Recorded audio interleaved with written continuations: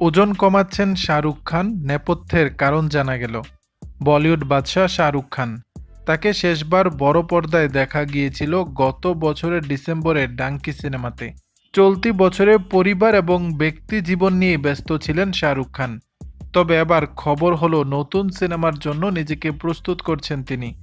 সুজয় ঘোষের পরবর্তী সিনেমা কিংয়ে দেখা যাবে কিং খানকে। এরই মধ্যে সিনেমাটি নিয়ে মুখ খুললেন শাহরুখ খান। জানালেন এই সিনেমাটির জন্য তাকে ওজন কমাতে হবে। হিন্দুস্তানের প্রতিবেদন থেকে জানা যায় সুইজারল্যান্ডের লোকার্নো ফিল্ম ফেস্টিভ্যালে চলচ্চিত্রে তার অবদানের জন্য মর্যাদাপূর্ণ পারদোয়াল্লা ক্যারিয়ার পুরস্কারে সম্মানিত হয়েছেন শাহরুখ। ইভেন্ট চলাকালীন অভিনেতা তার পরবর্তী সিনেমা কিংয়ের কথা নিশ্চিত করেছেন।